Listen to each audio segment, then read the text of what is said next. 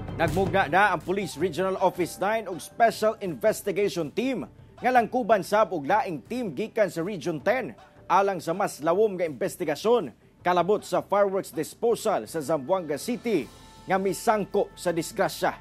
Dugang detalye sa report ni Efren Mamak.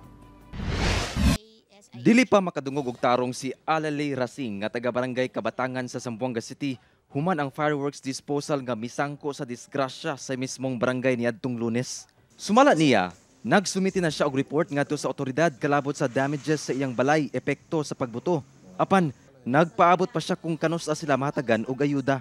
Parang na-traumatize po ako. Yan, sira yung mga tawag dyan, yung ceiling, bedroom, sa baba basement, bedroom din. Tapos yung tawag dyan, yung window.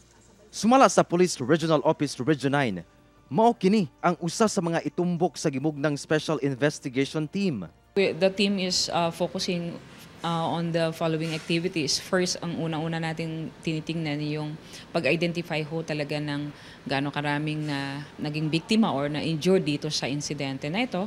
May mga records pa po tayo na nadadagdagan and tinitingnan din natin yung extent ng damage. Dugang niini, imbestigan sab sa maong SIT kung aduna bay kalapasan sa protocol ang ilang mga personahe sa pagdispose sa mga pabuto. Kinisab aron may baw-an kung unsa ang posibleng kaso nga pwedeng atubangon sa mga sad-an.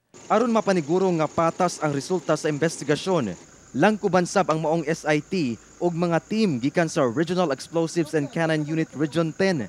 Lakip sab dinhi ang Regional Investigation Management Division sa PRO9, CIDG gikan sa Legal Service sa Region 9 ug ang Zamboanga City Police Office. Rest assured that Police Regional Office 9 together with the RECU 10 will conduct impartial investigation on this, in-depth investigation to determine kung mayroon ang accountability, culpability ho ng ating mga personnel na involved dito.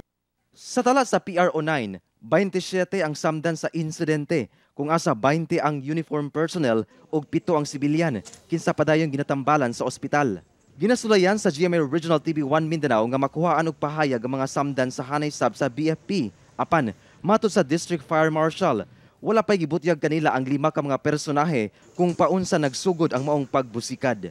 Wala naman silang kasi nung dito lang kasi sila naka-standby ilang meters from the disposal site. Nagpadayon pa ang investigasyon sa insidente. Kauban si Sim Romero sa kamera.